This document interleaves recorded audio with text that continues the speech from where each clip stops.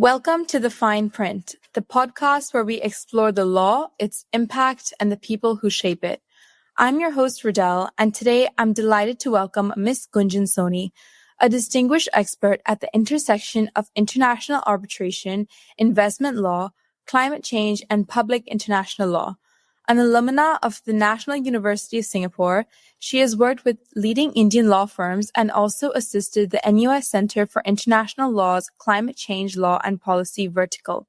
Ms. Soni currently leads the India front of the World's Youth for Climate Justice, WYCJ, the international NGO that drove the historic campaign resulting in International Court of Justice advisory opinion on states' climate change obligations.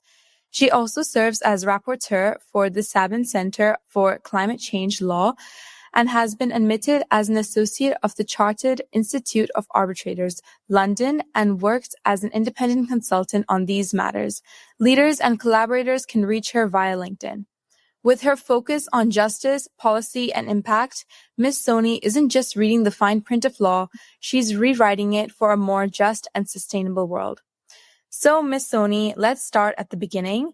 What initially inspired you to pursue a career in law, and why did you choose to specialize in international arbitration and investment, climate change, and public international law?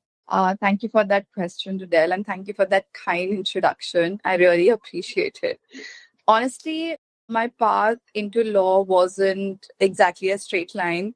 I came from a commerce background and realized pretty early on that I didn't want to spend my life just crunching numbers. So I wanted to do some kind of work that mattered and where I could apply my skills to real world problems as opposed to just hiding behind numbers. And law per se wasn't my first choice, but it is something that I just landed in. And it eventually turned out that law was where all my interests converged. So I think that's something that just happened very naturally without me having like a very specific interest in law. And what drew me into international arbitration and investment law was the scale of these laws. And I feel that these specific fields of laws are not confined to just one country. They about how nations and businesses interact, how they work in this global order, and how rights and obligations of nations and businesses sort of converge together. And I love that kind of a cross-border dimension that these laws used to bring within the legal regime. And it also gave me the opportunity to learn from people from different backgrounds with their diverse cultures, their own understanding of law within their own jurisdictions. And it really helps you give that perspective about legal problems. And it eventually also makes you a lawyer which has that kind of understanding of not just what happens within your jurisdiction and within the people that you live in, but also eventually people which are external to your country or external to your legal system. And just about climate change and public international law, that came from a very personal place. International law is something that I've always worked in when I've been doing international arbitration and investment law. But with respect to climate change, that's something which really is coming from a very selfish interest. My nephew just turned 2 and he is the center of my world. And at some point, I asked myself, when he's old enough to ask me what I did when the planet was heating up, I just don't want to be lost on words. And that question has kind of become my fuel. It keeps me in the climate space. It drives me because the legal tools that we develop today will decide whether this generation and his generation inherits a livable planet. So for me, honestly, it's not about specializing in an area of law. It is actually about using the skills that I've built over the number of years that I've practiced in arbitration, in investment law, in public international law, and to shape outcomes that are fair, accountable, and more future focused. And that's what drives me every day, to be very honest. Thank you for sharing a bit about your past and how your interests derived from multiple different areas, For example, wanting international arbitration to be more global and upscale, and having your climate change come from your family and just wanting to know more about what's going on in the world. So that brings me to one of your key areas of expertise, public international law. So what does it entail and cover, and what is your role as a public lawyer? Public international law, we can debate this for hours, but to simply put it, it governs the relationship between states and in that manner aims to protect the global order. When it comes to public international law, it's not a field which is very simplistic in that fashion. States come together to sort of volunteer that they will be bound by this kind of law. And that's how the law sort of governs in this field. What it entails is again very debatable. What as technically from a legal perspective, the source of this law comes from, and I refer to the classic and the most relevant piece of treaty in this manner is Article 38 of the ICJ statute, which talks about the sources of this law, which is treaties, customs, general principles of law, recognized by civilized nations, and the judicial decisions and teachings of the most highly qualified publicists. So that's the source of this law, and it governs the sovereign relations of and between the states. And it could entail literally within those four sources of law and emanating from those sources of law, literally anything. For example, if a few fields that I have been practicing in and working in, as I mentioned, are all parts of international law, public international law. And there is much more that this field can govern. For example, we have a treaty on outer space, we have a treaty on how things will be governed within the Antarctic, we have a treaty on the law of the sea. It really governs every aspect of how states function. And the conventional public international law regime sort of excludes private individuals and non-state actors because it's the primary actors are the states. But increasingly, that position is diluting in a certain sense. So broadly, that's what public international law is. And what my role is as public international lawyer and researcher is working with businesses, working with states and governments, working with NGOs to sort of help them navigate this law better. And my role is, for example, currently that I'm working with World Youth for Climate Justice as the co-lead for the Indian National Front. I'm working with stakeholders within India to implement and explore strategies how to implement the ICJ's advisory opinion on states' climate change obligations. So that's the kind of work that I do, and I really enjoy it. So yeah, that's what my answer would be to this question. Yeah, that's a really insightful point on how public international law focuses more on larger scale actors such as states or NGOs, and how your role as a lawyer helps them to navigate around these legislations and just ensure that they're in the rightful law and order. So moving on to a deeper note, investment law. For listeners who may not be too familiar with this area, what does investment law entail, and why is it so important for global businesses? Thank you for that question. And I think it's very relevant for us to first get an understanding of what investment law is, because more or less it's very unconventional in as a field of international law. Initially, how investments were governed or relations between states is governed is through diplomatic protection. And that's what the primary principle under which this law was formed. Investors used to go to a different state to invest certain kind of capital, but if they're not given any kind of protection, they have they have this fear that their interests might not be protected.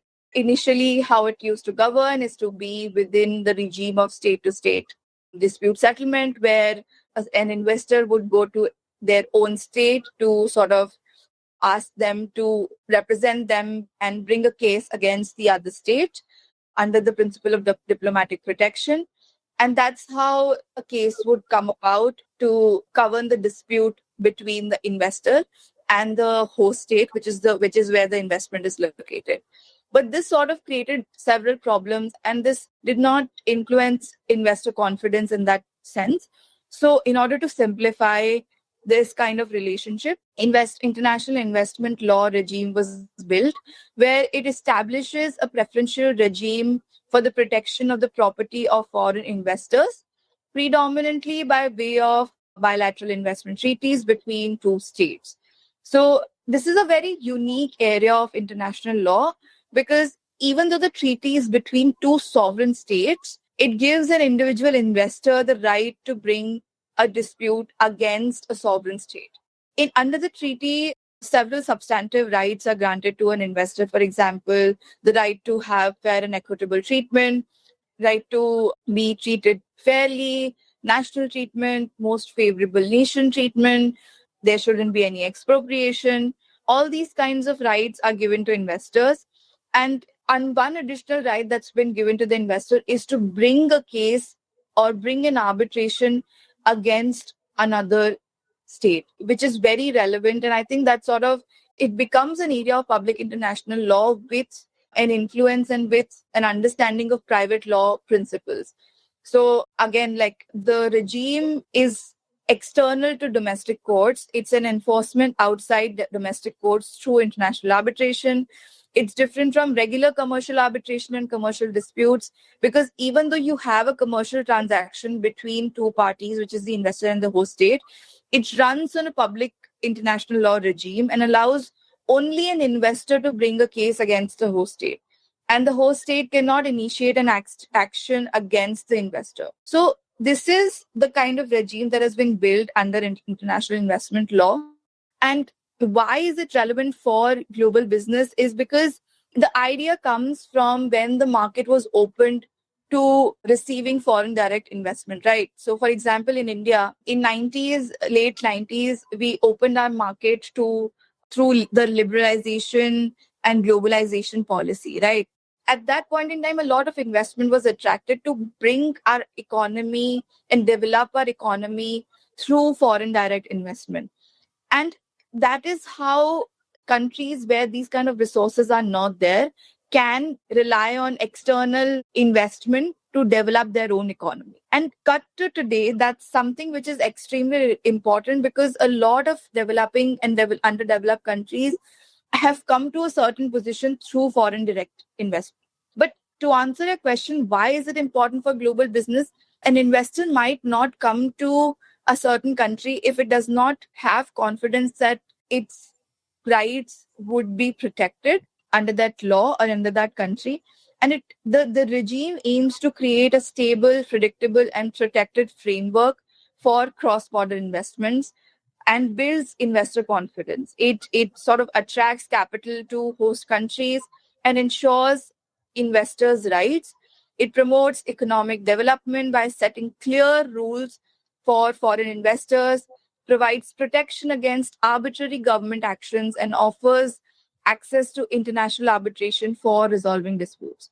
But again, this whole system has had its own problem and still has its own problems, because it's been said that the system is currently in a legitimacy crisis, and that's what the UN Citral Working Group 3 is working on, to how to resolve this legitimacy crisis, because this regime has been labeled as being extremely protective and giving more protections to the investor as opposed to the rights of a sovereign nation. So I honestly love how you broke down international investment law and just outlining how investors have rights that may be more or less than the states themselves, and how their input and how their use of these rights actually attracts them to different countries through, for example, economic use or FDIs.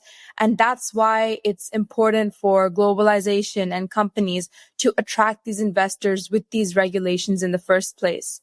So shifting focus to climate change, law, of course, doesn't exist in a vacuum. It often overlaps with ethics. So where do you think that line should be drawn between moral responsibility and legal liability, especially when it comes to climate harms?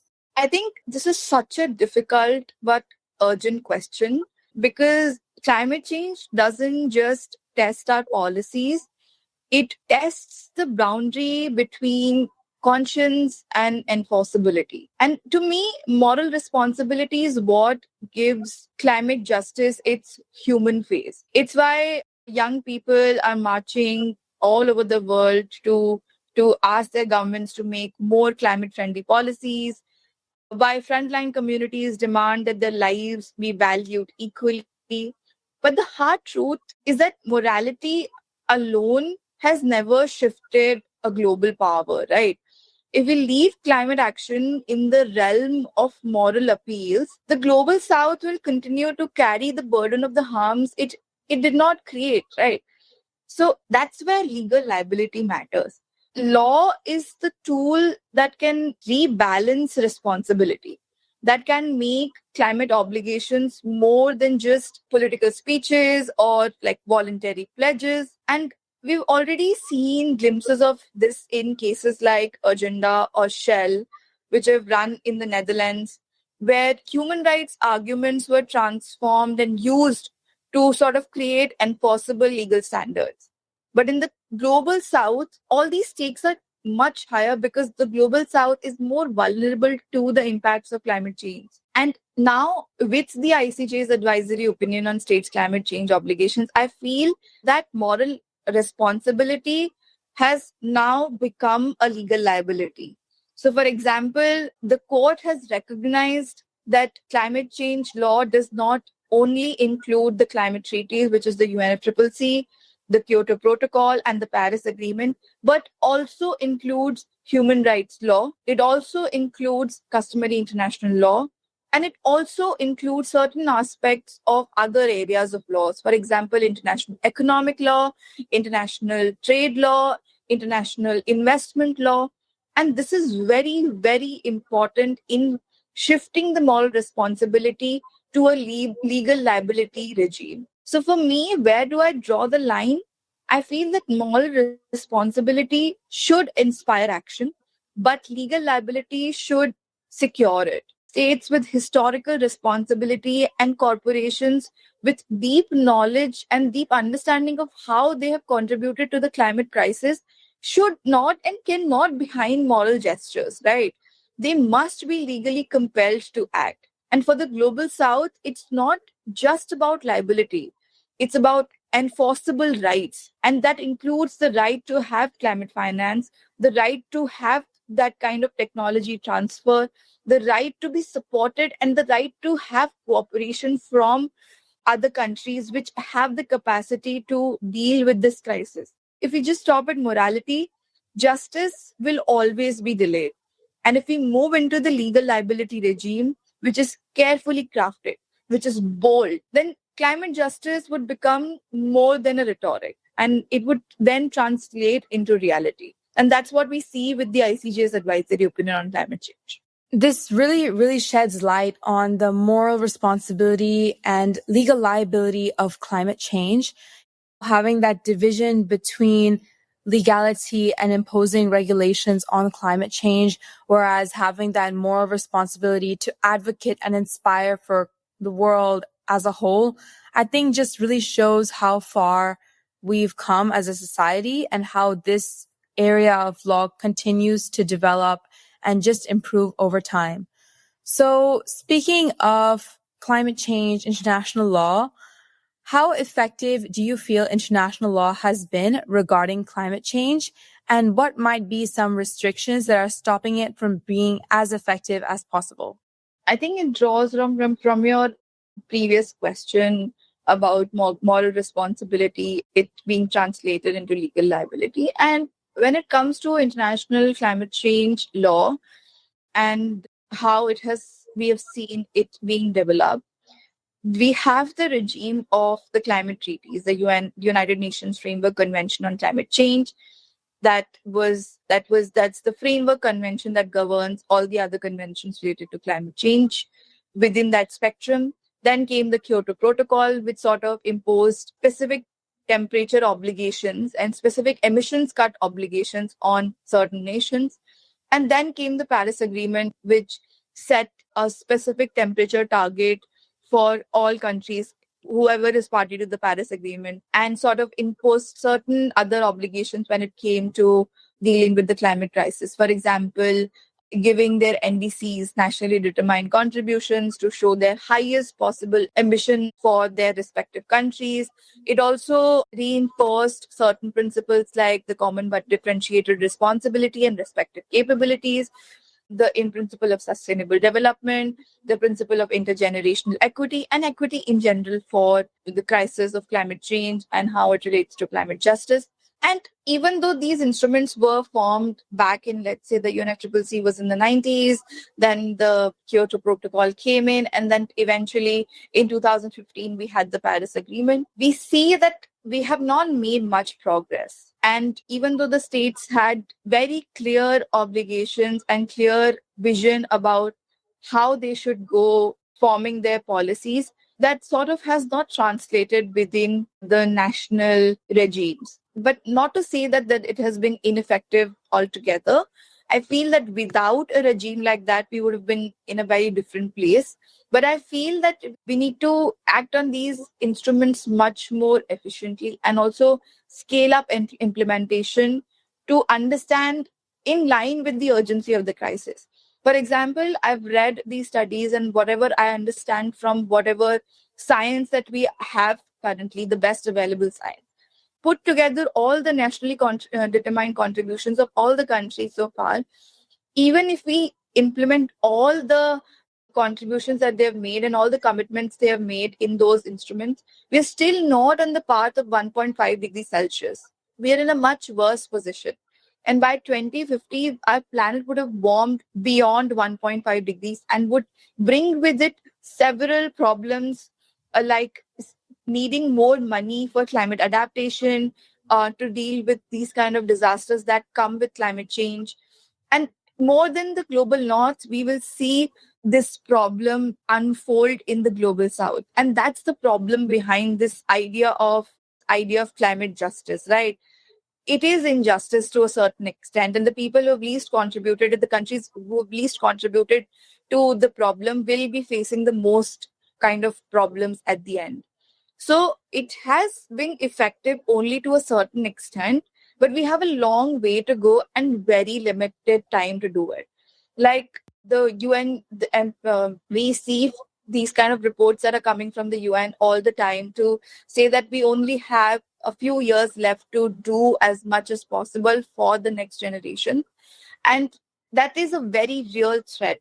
When it comes to international law, the ineffectiveness to a certain extent comes from various restrictions.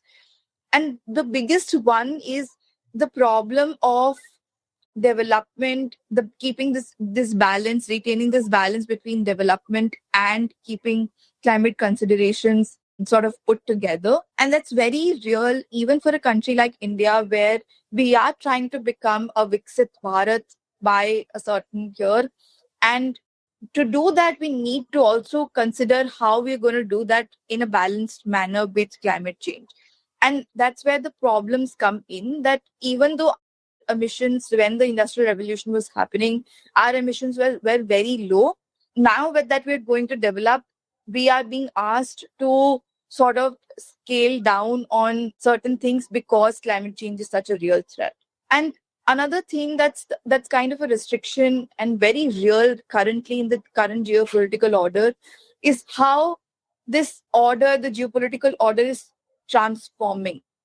We see a very clear picture of climate denial from the biggest power in this world. We saw that President Trump recently talked about that climate change is not a reality. It's a hoax. It's nothing that we need to take seriously. And that's the stage that we are at.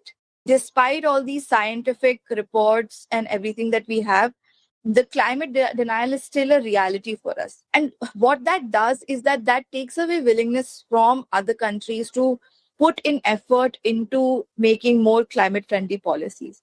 And that's the kind of world that we're living in. So these are the few restrictions that are very real currently. And we need to see more cooperation within states.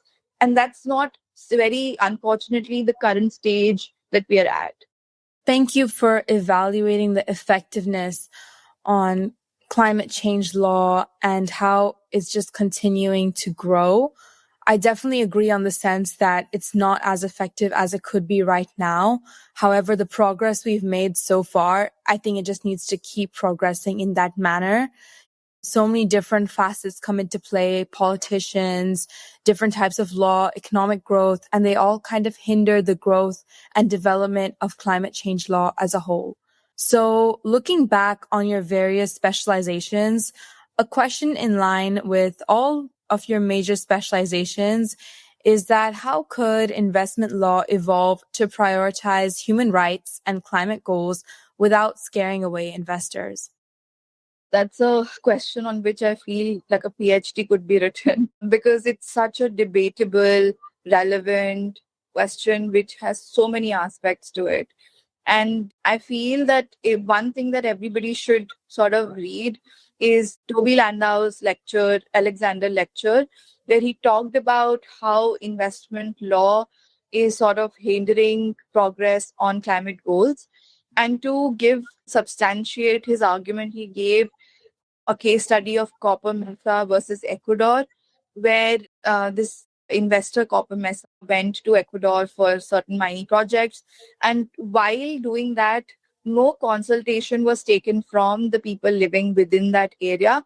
And also, no environmental impact assessments and environmental kind of approvals were taken with when it started its operations. And when the local community raised their voices against it, the company raised guns against them. There were allegations of violence. There were allegations of human rights being abused. And I think that really gives us the reality of what the situation is. And even while being in this wrong, Copper Mesa took Ecuador before an arbitral tribunal and it won the case. But the arbitral tribunal gave an order of, it was a huge order in terms of its worth. And even though these kind of violations were highlighted to the arbitral tribunal, the tribunal didn't sort of took that into consideration for assessing the violation that have been done. What it did is that it considered those aspects to reduce the amount that Copper Mesa would get. So it really tells us the position that we're in. And Toby Landau really put it very succinctly in his lecture. And he advocated for repoliticization of the system, where the international investment law has been depoliticized in that sense by allowing investors to bring direct claims against states. So he advocated for a repoliticization of the system. And to be very honest, I myself have certain doubts about that because that might create certain kind of, that might erode investor confidence in the system. But these are very real problems when it comes to human rights and climate change goals. Like, for example, states have argued that their right to regulate has been eroded when it comes to implementing these kind of policies. And when it comes to transitioning away from fossil fuels to renewable energy and implementing those kind of policies, there is a very real threat of investors bringing in cases against states to say that you can't do this because you had made certain promises to us when we entered into this kind of an agreement with you. And we are protected under these bilateral investment treaties.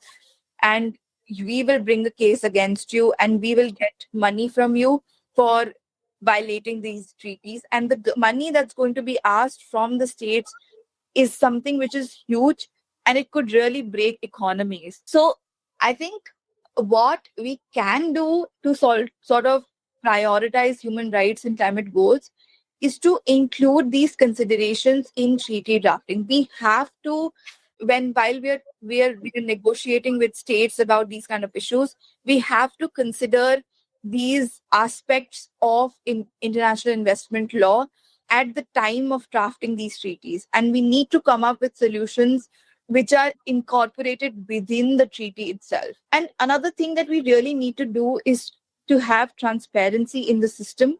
And that, of course, that's being debated at the UNCITRAL Working Group 3 discussions right now.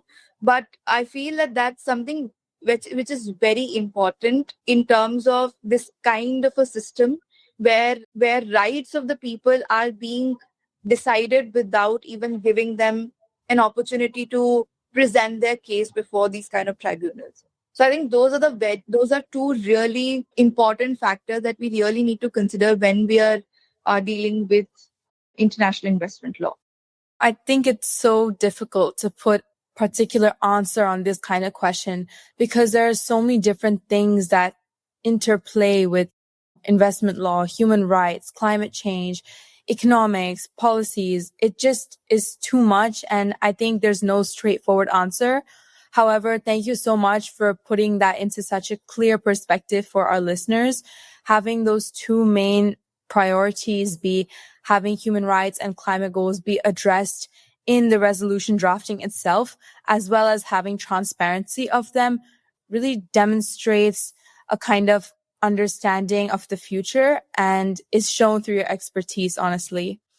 So finally, for aspiring lawyers who are passionate about these areas, what advice would you give them as they consider entering these fields of law? I mean, thank you for that question because I think I really can give some kind of perspectives from my own failures to a certain extent and what things I did wrong. And I feel that one thing that I would have done better to sort of hone expertise in this area and is to from the get-go, from the very get-go, write as much as possible.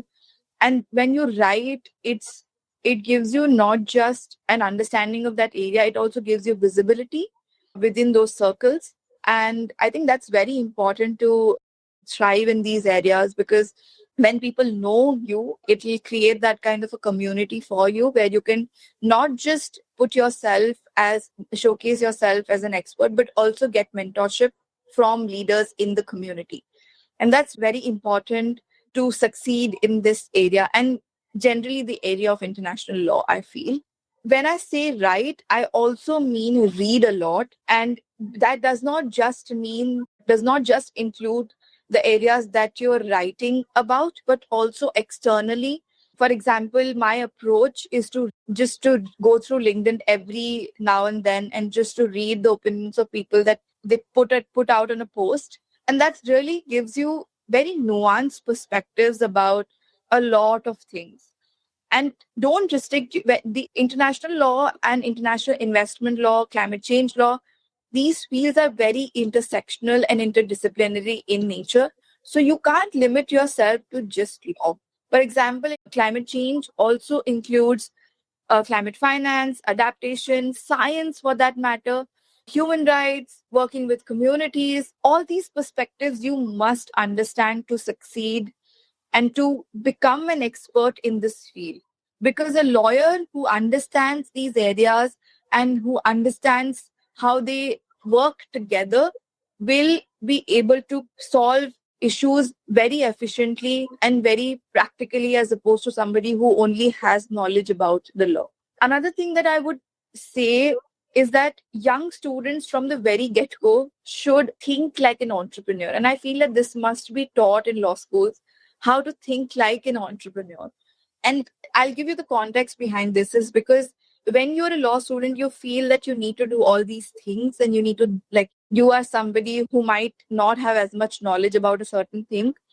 But when you start thinking like an entrepreneur in your law school from the very get go, it makes you think about each and every opportunity from a very entrepreneurial way, which means that you think about an opportunity from a perspective how I can gain the best out of it and how I can build my profile in a certain way that will project me as the best in my field and project me as somebody who has a specific knowledge about these kind of issues. And I think when you start doing it from very early on and when you land into your practice, you've already created that kind of a foundation for yourself and you're able to fast pace your success in that sense. So I think that's a very important point that every law student, an aspiring lawyer, or even early career lawyers that they really need to think about. I'll just complete with two more things is that you need to network as much as possible because without that, you might not come across opportunities that other people might get. And that transitions me to the last point that I want to make is that you should say yes to really all kinds of stuff. And I say that from a very personal experience, because when I was in law school, I was involved in each and every activity that my school had to offer and more.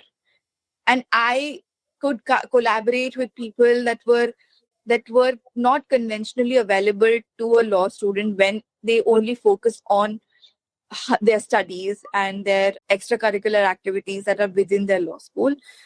You need to go beyond that, and you need to say yes to all kinds of things that come your way. And that will give you more clarity about what you want to do and more clarity about how you want to do it. Those insights are truly eye-opening. Your 5 main things, just to sum it up: reading, writing, just taking in as much as possible, saying yes to every opportunity, thinking like an entrepreneur, having that mindset in the first place, and networking with everyone, I think really highlights the key skills one must develop in order to become a successful lawyer and law student. That brings us to the end of our episode. So thank you so much for your time, Ms. Soni. And to all my listeners, court is now adjourned until next time with the fine print.